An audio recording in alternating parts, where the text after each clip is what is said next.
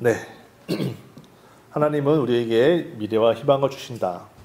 오늘 우리 본 이 말씀은 29장 전체를 다 읽으면 좋겠지만 너무 길기 때문에 요절로서 우리 11절만 읽는 것이지만 내용상으로는 우리 29장 전체를 보려고 합니다. 그래서 오늘 말씀을 들으시고서는 집에 가셔서는 꼭 한번 이 예레미야서를 한번 읽어주시면은 아주 도움이 될 것 같아요. 여호와의 말씀이니라. 너희를 향한 나의 생각을 내가 아노니 평안이요 재앙이 아니니라. 너희에게 미래와 희망을 주는 것이니라. 라고 분명히 하나님께서 예레미야 선지자를 통해서 유다 사람들에게 편지를 쓴 것인데요. 우리가 이 말씀을 물론 말씀 자체로도 상당히 은혜로운 말씀이지만 이 말씀을 좀 더 배경을 구약이기 때문에 이 배경을 좀 더 알면은 이 말씀이 좀 더 우리에게 더 현실적으로 더 은혜로서 다가오기 때문에 우선 이 배경을 좀 먼저 말씀을 드리려고 합니다. 이 예레미야서가 쓰여진 이 배경은 지금 현재로 1차적으로 말해요. 이 편지를 받는 수신자들은 유대인들입니다. 남유다 사람들인데 어떤 남유다 사람들이냐면 바벨론의 포로로 잡혀가 있는 그 남유다 사람들에게 주어진 말씀이에요. 그러니까 이제 이 구약을 쭉 읽어보시면은 이제 이스라엘의 역사가 나오잖아요. 우리 한국 역사를 배우기도 힘든데 이스라엘 역사까지 이제 배워야 되기가 상당히 어려울 수 있지만 이 이스라엘의 역사는 그들의 역사가 아니라 하나님과 인간의 역사입니다. 그렇기 때문에 우리하고도 아주 밀접한 연관이 있어요. 그래서 어쨌든 이스라엘의 나라가 있었는데 다윗이라고 하는 아주 훌륭한 왕이 있었어요. 그러나 이 왕 이후로부터 솔로몬 왕 이후로부터는 이 나라가 남북으로 갈라져서 북이스라엘이라는 나라가 세워지고 남유다라는 나라가 세워졌는데 북이스라엘이라는 나라도 그렇고 남유다라는 나라도 그렇고 아주 하나님의 뜻대로 살면 좋겠지만 그렇지 못했고 남유다 같은 경우는 왕왕 그런 적도 있었지만은 대부분의 경우 하나님 말씀을 무시하고 하나님의 율법을 불순종하고 안식일을 지키지 않고 특별히 우상을 많이 섬겼어요. 우상 숭배를 상당히 많이 해서 하나님께서 선지자들을 막 보내가지고 너희들 이러면 안 된다. 너희들 내게로 돌아와라. 선지자들을 많이 보냈지만 그들이 계속해서 선지자를 보내는 하나님께서 선지자를 보낼 때마다 죽이고 톱으로 썰어 죽이고 불에 태워 죽이고 다 그렇게 했어요. 그러니까 결국에 하나님이 참다가 이제는 마지막 그때가 돼서 하나님이 북이스라엘은 아시리아라고 하는 나라를 통해서 북이스라엘을 완전히 멸망을 시키시고요. 남유다는 이 북이스라엘이 망하는 것을 보고도 회개치 않고 계속해서 우상숭배를 하다가 결국에는 그 뒤에 바벨론이라고 하는 나라에 의해서 남유다도 완전히 무너집니다. 그러니까 남유다가 완전히 이제 바벨론에게 멸망당하고 예루살렘 성은 완전히 무너지고 성전도 완전히 다 무너졌어요. 그리고 이 바벨론이라는 나라가 이 남유다에 있는 사람들을 잡아다가 포로로 자기네 나라에 끌고 갔어요. 지금 그런 상황이에요. 이런 포로로 끌려간 사람들 중에서는요, 왕족도 있었고 귀족도 있었고 아주 훌륭한 제사장 가문의 후손들도 많았어요. 그리고 믿음이 좋은 사람들도 많았어요. 이 끌려간 사람들 중에서는 아시죠? 다니엘 같은 사람도 있었고 에스겔 같은 사람들도 있었어요. 그러니까 믿음이 없어서 그들이 끌려간 것이 아니라 하나님을 안 섬겨서 그들이 끌려간 것이 아니라 믿음 좋고 정말 하나님 뜻대로 살아가는 사람이라 할지라도 그들의 조상이 지은 죄가 너무나도 많았기 때문에 결국엔 하나님의 심판이 그때에 이르러서 그때 많은 유대인들이 이제 바벨론의 포로로 잡혀갔어요. 지금 잡혀가 있는 상황이에요. 잡혀가 있는 상황인데 이제 예레미야라고 하는 선지자가 상당히 유명한 선지자거든요. 하나님의 뜻을 전하는 선지자인데 포로로 잡혀가 있으니까 얼마나 그 마음이 외롭다는 표현도 참 그렇죠.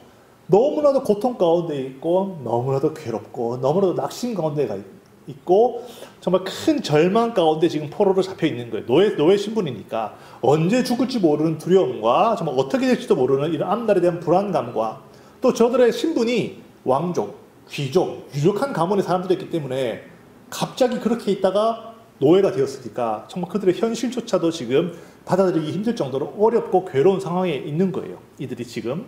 그런데 이 예레미야 선지자는 예루살렘에 있는 선지자예요. 예루살렘에 있는 선지자인데 이 선지자가 이 포로들을 위해서 하나님의 뜻이라고 하면서 편지를 보내왔단 말이에요. 그러니까 저들이 얼마나 간절한 마음으로 이 편지를 받았을까 생각해 보세요. 우리가 말씀을 이렇게 듣고 배울 때도 내가 잘 나갈 때는 사실 말씀을 들어도 그렇게 간절한 마음을 받지는 않잖아요. 사람이라는 것이. 그런데 마음이 어렵고 괴롭고 상황이 어려울 때는 정말 간절한 마음으로 기도하고 간절한 마음으로 말씀을 받는단 말이에요. 그런데 이제 그 와중에 이제 예레미야로부터 편지가 딱 왔단 말이에요. 사람들이 어떤 말씀이 들어있을까? 혹 하나님께서 곧 명년에 다음 해에 우리를 풀어주신다는 말씀일까? 아니면 여기서 하나님께서 우리를 이렇게 이 바벨론을 무너뜨리셔가지고 우리가 자유롭게 된다는 말일까? 어떤 편지가, 어떤 말씀이 정말 하나님께로부터 선지자를 통해서 우리에게 왔을까? 그런 마음으로 편지를 딱 열어봤어요. 딱 열어봤는데 오늘 이 말씀에 이제 11절, 29장 11절 말씀이에요. 말씀 자체로는 아주 희망을 주는 말씀 같아요. 근데 이 맥락을 잘 보면요. 그렇지가 않아요. 첫 번째로 이 29장부터 쭉 제가 한번 볼게요. 4절부터 제가 읽어볼게요. 편지 내용이에요. 만군의 여호와 이스라엘의 하나님께서 예루살렘에서 바벨론으로 사로잡혀 가게 한 모든 포로에게 이와 같이 말씀하시리라. 라고 이제 포로들에게 지금 이렇게 말씀하시는 거예요. 5절에 너희는 집을 짓고 거기에 살며 텃밭을 만들고 그 열매를 먹어라. 아내를 맞이하고 자녀를 낳으며 너희 아들이 아내를 맞이하며 너희 딸이 남편을 맞아 그들로 자녀를 낳게 하여 너희가 거기에서 번성하고 줄어들지 아니하게 하라 라는 말을 하셨어요. 지금 이 사람들은 포로로 잡혀왔단 말이에요. 그들이 정말 간절히 바라는 것은 자유입니다. 그들이 간절히 바라는 것은 풀려나서 본국으로 돌아가는 거예요. 그 말씀을 간절히 바라고 그 말씀 듣기로 사모하고 있어요. 그런데 하나님께서 예레미야 선지자를 통해서 한 말씀은 거기서 집 짓고 거기서 땅 파고 거기서 나무 심어가지고 열매 얻어먹고 거기서 결혼도 하고 자식도 낳고 그 자식도 결혼도 시키고 거기서 잘 살아라 라는 말씀을 하는 거예요. 여러분 이게 위로의 말씀인가요? 희망의 말씀인가요? 아니면 절망의 말씀인가요? 여러분 이 맥락을 봐야 돼요. 성경의 맥락은. 이 말은 결코 이 포로들에게는 복음이 아니에요. 희망의 메시지가 아니라는 거예요.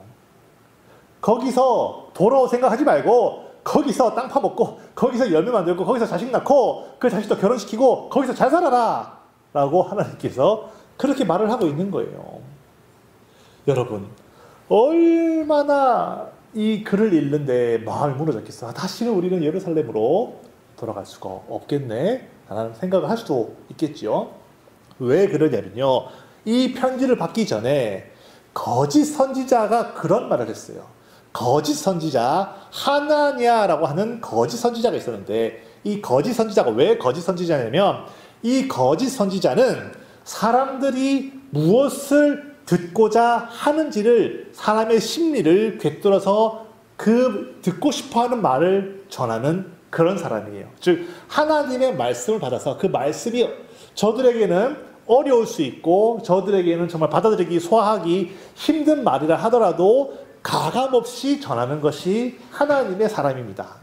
그런데 거짓 선지자는 하나님과는 상관이 없어요. 저 사람이 어떤 말을 듣고 싶은지 저 사람이 어떠한 간절한 마음인지 그 말을 듣고 싶어 할 때 그 말을 해주는 가려운 데를 긁어주는 거예요.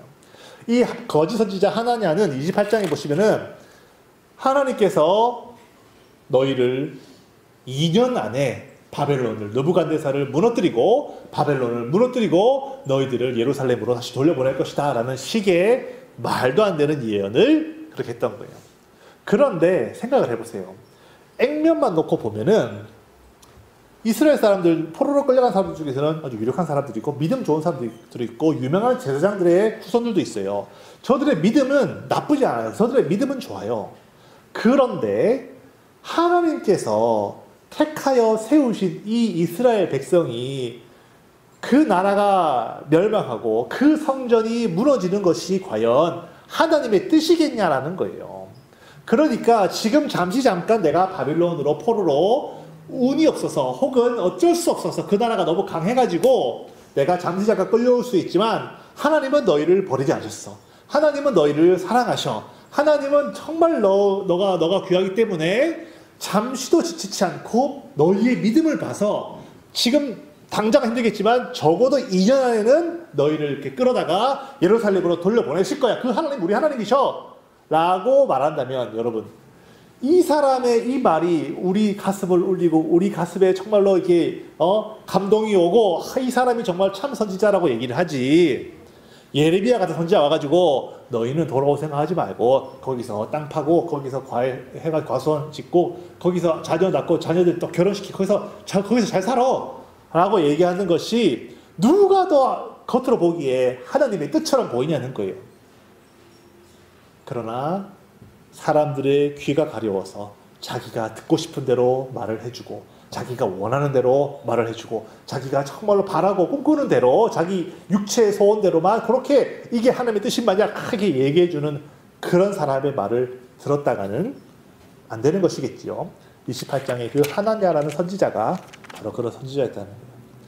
근데 그게 아니라 예레미야는 너희는 거기서 땅을 텃밭을 가꾸고 과수원도 만들고 지금 너희 포로 신문 때문에 언제 어떻게 될지도 모르기 때문에 정말로 결혼하기가 두렵지 않겠어요. 왜냐하면 혼자라면 탈출할 수도 있겠지만 생각을 해보세요. 포로로 잡혀 있는데 결혼까지 했다가 더 애가 생겨보세요. 그러면은 탈출할 기회가 와도 부인 데려가야 되지 자식 데려가야 되지 어떻게 탈출하겠냐는 거예요. 그러니까 결혼을 안 하려고 그러고 막 불안하니까 누가 결혼하려고 결혼한 사람 누가 아이를 낳으려고 그러세요. 요즘 세상에 보세요. 결혼을 안 하려고 그러잖아요. 아이를 안 낳으려고 그러잖아요. 왜냐면은 그게 그 사람이 뭐 자기의 어떤 뜻이 있으면 상관이 없어요. 자기의 어떤 그런 뚜렷한 목적이 있어서 그런 상관없지만 만약에 그 동기가 내 목숨 하나도 부지하기 힘든 이런 어렵고 힘든 세상에 자식까지 낳아갈 때 그걸 어떻게 책임질까라는 그런 만약에 두려운 마음으로 순전하게 미래를 두려워하는 두려운 마음으로 자식을 안 낳으려고 한다면 그것은 하나님 앞에서는 좋은 마음은 아니에요. 본인이 다른 목적이 있어서 나는 자녀를 낳는 대신에 더 많은 어렵고 힘든 사람들 내가 그 시간을 내가 도와주겠다 라든지 아니면 정말 뚜렷한 목적과 어떤 그런 하나님의 인도하심 아래서 결혼을 하지 않던 뭐 자식을 낳지 않던 그거는 본인의 삶이니까 하나님 인도하심에 상관이 없지만은 결혼까지 잘하고 뭐 다 있는데 나는 낳지 않을래. 왜? 두려워. 무서워. 걱정돼. 앞날 어떻게 될지 모르는데 어떻게 자식을 낳어. 라고 순전히 두려운 마음으로 그렇게 생각한다면 그분은 하나님하고 정말 잘 얘기를 해봐야 됩니다. 하나님이 가정을 허락하실 때는 하나님이 자녀를 허락하실 때는요 다 이유가 있어요. 다 이유가 있어요. 어쨌든 간에 지금 이 포로의 상황도 그렇다는 거예요. 이 포로들도 한치 앞을 모르니까 불안한 거예요. 두렵고 떨리는 것입니다. 결혼? 그런 거 생각할 수 있겠어요? 자녀? 생각할 수 없다 이거예요. 그런데 예레미야는 아니다. 하나님은 여기 뒤에 보시면은 너희들의 그 포로 기간을 70년으로 정하셨다. 70년으로 정했기 때문에 그 70년의 차이까지는 너는 무슨 수가 있어도 너가 무슨 노력을 해도 다시 돌아올 수 없어. 정해진 그 기간 70년이라는 건 채워야 돼. 그러니까 70년 동안 너희는 거기서 뭐 괜히 막 억지로 여기 예루살렘 돌아오려다가 잡혀가지고 죽지 말고 괜히 두려워가지고 결혼도 하지 말고 괜히 두려워서 아이 낳고 뭐 그런 생각 아이 낳지 말고 그런 생각하지 말고 70년을 채우기까지 너희는 거기서 최대한 평안을 누리며 최대한 거기서 잘 먹고 잘 살 수 있도록 노력해라 라는 것이 예레미야 선지자의 편지였어요. 야, 만약에 여러분들이 포로로 잡혀온 이 상황이라면요 너희 거기 돌아갈 생각하지 말고 거기서 잘 먹고 잘 살 수 있도록 노력해라. 너희는 하나님께서 2년? 천만의 말씀 5년? 아니 70년 너희 거기 있게 안 드신다니까 돌아올 생각하지 마. 여러분 그게 위로가 되겠어요? 그게 여러분 20살에 잡혀갔다 하더라도 정말로 쌩쌩한 젊을 때 잡혀갔다 하더라도 예루살렘으로 돌아오면 90살입니다. 90살. 저 같은 경우는 70년 뒤에 돌아간다 그러면요 아 나는 생전에는 못 가는 거구나. 70살 뒤에는 제가 몇 살입니까? 90살 아닙니까? 농담입니다. 어쨌든 간에 70년 뒤에 간다 생각하면요 저는 이 세상 사람이 아닌 거예요. 그러니까 절망입니다. 두려움입니다. 포기입니다. 낙심이에요. 하나님 말씀이라는 것이 이렇다는 거예요. 그런데 왜 그런데 왜 하나님은 말도 안 되게끔 11절에 너희를 향한 나의 생각은 평안이다, 재앙이 아니다. 못 돌아간다는데, 70년 만에 들어간다는데 어떻게 이게 평안이 되고 너희에게 미래와 희망을 준다, 그렇게 말씀하실 수 있냐는 거예요. 우리가 이렇게 말씀하시는 하나님을 우리가 이해할 수 있어야 오늘날 나에게도 똑같이 역사하신 하나님의 그 평안과 미래의 희망을 주시는 그 말씀도 우리가 이해를 할 수가 있는 거예요. 그렇죠? 왜냐하면 구약의 하나님이나 오늘 우리가 섬기는 하나님이나 똑같은 하나님이니까요. 똑같은 하나님이니까. 하나님은 이렇게 역사하신다. 포로로 잡혀가서 지금 내일 당장이라도 예루살렘으로 돌아가고 싶은 이 사람들에게 평안이다, 미래의 희망이다 라고 하시면서 너희는 거기서 잘 먹고 잘 살아라, 70년을 기다려야 된다, 이렇게 말씀하시는 하나님이시라는 거예요. 그러면 왜 하나님은 그것이 미래의 희망을 주는 말씀이며 어떻게 재앙이 아니고 평안이 될 수 있을까를 우리가 한번 이해해 보려고 해야 되겠죠. 그런데 이 이해를 하는 데 있어서 우리가 가장 먼저 우리 마음속에 말하자면 시작 포인트예요. 우리 마음속에 이것만큼은 절대로 흔들려서 안 돼. 이것만큼은 반드시 전제로 깔고 생각을 해야 되는 부분이 있어요. 그것은 뭐냐면은 하나님의 말씀, 만약에 하나님께서 지금 이렇게 말씀하셨어요. 70년을 기다려야 된다. 너희 거기서 잘 먹고 잘 살아야 된다. 그렇게 말을 했으면 우리가 해석하기에는 이것은 포기하라는 거구나. 희망이 없구나. 이거 정말 낙심할 수밖에 없네. 이런 상황이라 하더라도 그 뒤에 하나님이 내가 너에게 한 이 말은 너희를 낙심케 하려고 하는 것이 아니라, 너희를 정말 괴롭게 하려고 하는 것이 아니라 너희에게 희망을 주고 너희에게 평안을 주기 위해서 한 말이다 라고 하신다면, 내가 지금 당장 하나님 말씀 받았을 때 낙심되고 괴롭고 왜 이렇게 말씀하시지라고 그렇게 된다 하더라도 내 감정, 내 생각보다는 하나님께서 이것이 평안이다라고 하면은 이것이 평안이구나 라고 받아들여야 된다는 거예요.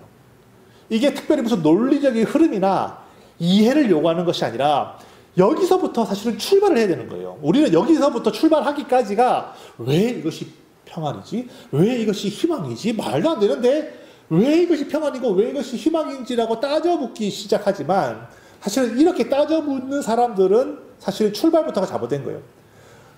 어디서 출발이 되냐면 이것이 하나님이 평안이고 미래의 희망이라고 하셨으니까 그럼 여기서부터 전제를 딱 깔고 이게 맞다는 전제 아래서 이 말이 왜 그러면은 평안이고 희망인지를 돌이켜서 생각해 볼 수 있어야 되는 거예요. 그러니까 전제를 먼저 이 말씀은 나에게 평안을 주시는 말씀, 희망을 주시는 말씀이라는 그 전제를 먼저 딱 깔고 그 전제로부터 시작을 해야 되는 거예요. 이게 여러분 이상한 것이 아니에요. 세상에 있는 모든 일들이 다 사실은 이런 거예요. 여러분 생각을 해보세요. 제가 적절한 이 예를 들려고 제가 막 어젯밤에도 고민을 했지만 제 머릿속에 나올 수 있는 것이 얼마나 되겠어요. 제가 이런 예를 한번 들어볼게요. 여러분들이 수학을 이렇게 좋아하실런지는 모르겠지만, 수학은요, 이게 자연계에 쓰여져 있는 이 모든 법칙을 숫자로 표현하는 거거든요. 그러니까 수학자들은 어떻게까지 얘기를 하냐면요, 자연에 존재하는 모든 이 삼라만상, 이 모든 것들은 다 수로 쓰여져 있다. 어떤 수학자들은 하나님은 숫자로 세상을 창조하셨다라고 말할 정도로 세상의 이 모든 것들을 다 수식으로 풀어나갈 수 있다는 그런 믿음이 있어요. 수학자들에게는. 물리학자들도 그렇지만요. 그런데 예를 들면 5 더하기 5는 10이다. 이런 것도 다 사실은 우리가 이 숫자락 5개 더해가지고 10개 만드는 이런 거잖아요. 이런 것들을 다 추상화시켜가지고 5 더하기 5, 손가락 5개, 발가락 5개, 혹은 사람 5명, 5명, 혹은 건물 5개, 건물 5개, 이런 식으로 모든 것들이 다 사실 숫자로 표현될 수 있는 거잖아요. 건물 5개도 숫자 5로 표현될 수 있는 것이고, 사람 5명도 숫자 5로 표현될 수 있는 것이고, 어쨌든 간에 이 세상에 존재하는 모든 법칙들을 다 숫자로 표현할 수 있는데, 이런 수학이라 할지라도 믿어야 되는 게 있어요. 믿어야 되는 거. 그런 거를 공리라고 하는 공리. 절대로 증명할 수 없는, 그러나 믿어야만 되고 거기서부터 출발해야 되는 법칙이라는 것이 있어요. 참 웃기죠. 모든 것을 증명해야 될 것만 같은 수학도 증명할 수 없고 여기서부터는 너희는 믿어야 된다라는 것이 있어요. 예를 들자면 이건 수학 시간 아닙니다만은 평행선이라는 게 있어요. 평행선. 이 평행선이 있어요. 평행선은 영원히 가도 절대 만나지 않는 두 선을 평행선이라고 그래요. 그렇죠? 상식적으로 그렇잖아요. 근데 이 영원히 가도 만나지 않는 이 두 선을 평행선, 조금만 각도 끌려 있어도, 이렇게 틀려져 있어도 결국에는 만나잖아요. 그게 아니라 절대로 만나지 않는 두 선을 평행선이라고 그러는데요. 이런 것은 있다라고 믿는 거예요. 수학에서. 여러분, 수학도 믿음의 종교, 믿음의 학문입니다. 믿음의 학문이에요. 이거는 증명 불가능해요. 수학자들도 이거는 무조건 평행선은 절대로 만나지 않는다라는 사실 전제하에 여기서부터 모든 다른 수학 공식들을 만들어내는 거예요. 여러분, 평행선은 절대로 만나지 않는다는 건 아무도 증명할 수 없어요. 그냥 믿는 거예요. 이렇다라고 정하는 거예요. 정의를 내려버리는 거예요. 왜 평행선이 만날 수 없냐라고 증명하기 시작한다면요. 만약에 누군가가 증명해버린다면 수학에 쌓아놓은 모든 탑들이 다 무너져 버려요. 왜냐하면 이건 기초이기 때문에. 신기하죠? 믿어야 되는 거예요, 이거는. 제가 전공 학부 때 컴퓨터공학 전공했는데요. 컴퓨터공학의 전제가 뭐냐면요. 모든 컴퓨터는 0과 1로서만 계산한다는 거예요. 그런데 만약에 실제 전자공학자들에게 물어보면요. 컴퓨터 CPU에서 일어나는 건 0과 1 시그널의 이 계산으로 모두 윈도우가 되고 모든 AI가 되는데 사실상 0과 1로만 이루어져 있지는 않아요. 확률적으로 0.99가 있을 수도 있고요. 0.001이 있을 수도 있어요. 전기적 신호이기 때문에. 전기적 신호라는 것은 강할 수도 있지만 약할 수도 있는 거 아니겠어요. 하지만 우리 컴퓨터 과학자들은 그거 무시하는 거예요. 왜냐하면 무조건 0과 1로만 돼 있다고 믿는 거예요. 실제 전자공학자들 물어보면요. 아니 그렇지 않아. 0.8개. 그러니까 컴퓨터가 에러가 나는 거예요. 그래 컴퓨터가 이게 프리즈가 되기도 하는 거예요. 하지만 우리 같은 컴퓨터 과학하는 사람들은 소프트웨어 하는 사람들은 무조건 0과 1로만 돼 있다는 거예요. 여기서 출발하는 거예요. 근데 저희 형이 토목공학 전공하셨는데요. 토목공학은 건물을 짓잖아요. 뭐 두바이에 있는 높은 건물도 짓고 뭐 세상에 LA만 가봐도 엄청나게 높은 건물을 짓잖아요. 그 높은 건물을 지을 때 전제가 있어요. 그 땅을 파서 땅속에 깊이 박혀있는 어떤 돌이 있어요. 그걸 정말 안반, 락이라고 그러는데 그 안반에 그 기둥을 딱 심어요. 그리고 기둥을 딱 심으면은 이 기둥은 전제가 뭐냐면요. 무한의 힘이 있어서 절대로 흔들리지 않는다는 것을 전제를 하고 있어요. 토목공학이 그래요. 건물을 지을 때 이 바닥 안쪽, 땅속 깊은 곳에 돌이 있어요. 그 돌에 기둥을 딱 박으면 이 박혀있는 이 기둥은 절대로 움직이지 않는다는 전제하에 모든 건물을 세우는 거예요. 여러분 생각해보세요. 근데 지구라는 것이 돌고 있는데 여기 아래속에 있는 돌이 깨지지 않는다라든지 뭐 절대로 움직이지 않는다라든지 이런 보장이 어디 있어요?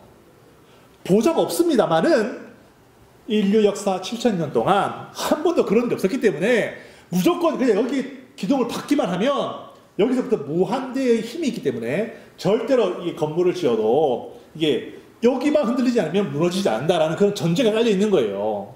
중간에 이게 부실공사만 하지 않으면 말이에요. 그러니까 여기에 돌에 기둥을 딱 박으면 절대로 움직이지 않는다는 거예요. 하지만 실상은 그렇지 않거든요. 그렇잖아요. 모르긴 해도 뭐 노아 홍수 같은 게 생기면 움직일 수 있어요.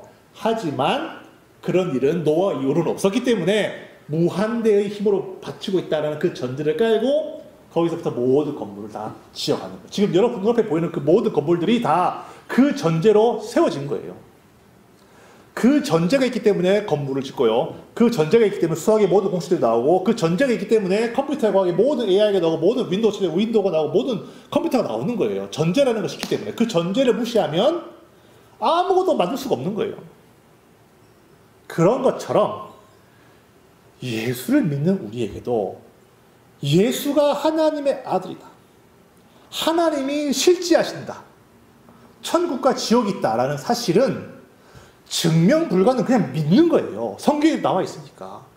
근데 세상 사람들은 왜 믿냐? 말도 안 되라고 말하지만 그러면 너희들은 어떻게 토목공학을 믿으며 어떻게 컴퓨터공학을 믿으며 어떻게 수학을 믿냐는 거예요.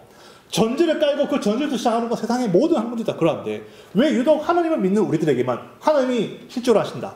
예수가 하나님의 아들이시다. 그런 것은 전제라는 거. 완전히 부정할 수 없는 인간이 부정할 수 없는 믿어야만 할 수밖에 없는 바로 그 사실을 믿고 하나님의 말씀을 보니까 이제는 그 말씀대로 내 안에서 이루어지는 거예요. 마치 토목공학자들이 땅에 기둥을 딱 받고 믿는 거예요. 이게 무한이기 때문에 절대 흔들리지 않는다. 믿고 거기서부터 건물을 지어나가니까 건물이 튼튼하게 잘 지어지는 것처럼 말이에요. 하나님은 살아계시고 하나님은 실존이시며 예수는 하나님의 아들이시다라는 사실은 그냥 믿는 거예요. 믿고 살아가다 보니까 진짜 성령이 임하시고 진짜 능력이 임하고 진짜 기도 응답이 생기고 진짜 하나님 살아계신다는 것을 경험하게 되는 것처럼 말이에요. 그런 것처럼 오늘 이 말씀도요. 하나님께서 너희에게 평안을 주러 가신다. 너희에게 생명을 주러 가신다. 너희에게 희망을 주러 가신다. 라는 그 전제를 깔고 너희는 그 땅에서 땅 잘 경작해서 과수원 해가지고 음식 곡식해서 먹고 과일해서 먹고 거기서 결혼도 하고 자식도 갖고 잘 살아라. 우리가 보기에는 절망적이고 70년대에 보내줄게. 이보다는 갈 수 없겠는데 절망 같아 보이지만 이미 전제 자체가 하나님은 우리에게 희망을 주시고 생명을 주시고 정말로 평안을 주시기 위해서 그런 말씀을 하셨다는 거예요. 그거를 먼저 믿어야만 그 뒤에 하나님께서 말씀하시는 그 모든 것들이 다 참으로 이루어지는 거예요. 마치 토목과학자들이 건물을 짓는 것처럼 말이에요. 그래서 이렇게 말씀하신 하나님께서 정말로 그 말씀을 이루어내셔가지고 비록 저들이 포로 생활을 했지만요. 그 포로 기간 중에서 다니엘 같은 정말 정부의 느부갓네살 대왕 바로 옆에서 느부갓네살 대왕을 보좌하는 그런 정말 고위 관료들도 나오고 에스더 같은 왕비도 나왔어요. 그러니까 하나님께서 지금 너희 그 포로로 잡혀가게 하셨다는 사실 자체만으로는 상당히 절망적일 것 같지만 그 실상을 한꺼번에 딱 벗겨보면요. 포로로 잡혀갔지만 정말 무슨 전쟁 포로처럼 노예처럼 끌려다니고 가축처럼 취급당하는 그런 포로 생활이 아니었던 거예요. 막상 포로로 끌려갔다 보니까 이 바벨론이라는 나라는 상당히 신사적인 나라여가지고 포로인데 포로가 자유민처럼 살게 해준 거예요. 도시를 따로 만들어가지고 너네들의 문화와 너희들의 정말 그 언어를 지키면서 너희들끼리 이렇게 편안하게 잘 살아라 라고 땅도 주고 집도 주고 잘 해준 거예요. 물론 신분 자체가 노예였기 때문에 자유가 없었던 바로 그것 빼고는 오히려 예루살렘에 살 때나 거기 살 때나 별반 차이 없이 자유를 누리고 돈도 벌고 상업을 해가지고 큰 부자도 나오고 거기서 잘했던 거예요. 알고 봤더니 그렇게 절망적인, 그러니까 이집트의 노예 생활했던 것 같은 그런 생활이 아니었던 거예요. 노예로 끌려갔긴 했는데 뿐만 아니라 그 70년의 기간 동안 여러분 생각해보세요. 왜 북이스라엘이 망했고 왜 남유다가 망했나요? 하나님 말씀 지키지 않았어요. 근데 무엇을 안 지켰냐면 저들이 이스라엘의 하나님을 섬긴 것이 아니라 그 땅에 있는 수많은 우상들을 섬겼단 말이에요. 그러니까 그 땅에 뽑아가지고 바벨론에 딱 해놓으니까 거기서는 우상 숭배를 할 수가 없는 거예요. 성전에서 저들의 신앙이 뭐였냐면요. 소 잡고 양 잡고 피 흘려가지고 피의 제사만 잘 드리면 됐다는 거예요. 제사 중심의 신앙생활을 해왔던 거예요. 하지만 하나님은 그런 걸 원했던 것이 아니거든요. 하나님이 원했던 것은 너희가 나를 알기를 원하고 정말 나를 참으로 알기를 원하지 피 흘려가지고 양 잡고 소 잡고 소 100마리 잡고 막 그런 피 철철 흘리고 기름 철철 나는 그런 제사를 원했던 것은 아니었는데 이제 이들이 70년 동안 포로 생활하면서 성전이 없어져버렸어. 성전이. 그러니까 이제는 제사를 지낼래야 지낼 수가 없는 거예요. 그러니까 자연스럽게 저들의 관심은, 신앙의 관심은 제사라고 하는 눈에 보이는 율법 행위에 집중하게 된 것이 아니라 그렇다면 정말로 하나님의 말씀이란 무엇인가 연구하고 들여다보고 말씀을 나누고 말씀을 가르치기 시작했어요. 거기서부터 회당이라고 하는, 예수님도 이 신약시대 때 보시면 회당 가서 가르치고 그러잖아요. 그런 문화가 바벨론에서부터 시작이 된 거예요. 즉 저들의 이 포로 70년 동안 우상숭배가 끊어지고 헛된 제사가 끊어지고 무의미하게 드려지는 모든 어떤 그런 외식하는 어떤 그런 신앙생활들이 다 끝나고 오히려 거기에서 하나님의 말씀이나 무엇인가 연구하고 하나님의 말씀을 가르치고 하나님의 말씀을 갈급해하고 하나님의 말씀을 들여다보고 하나님의 말씀에 정말로 나누고 배우는 그런 분위기, 그런 신앙의 모습들이 회복되기 시작했어요. 하나님은 우리가 정말로 그때나 지금이나 똑같아요. 하나님은 여러분과 제가 말씀을 깊이 알아서 하나님이 누구신지를 알기를 원하세요. 하나님은 나를 알아주기를 원하세요.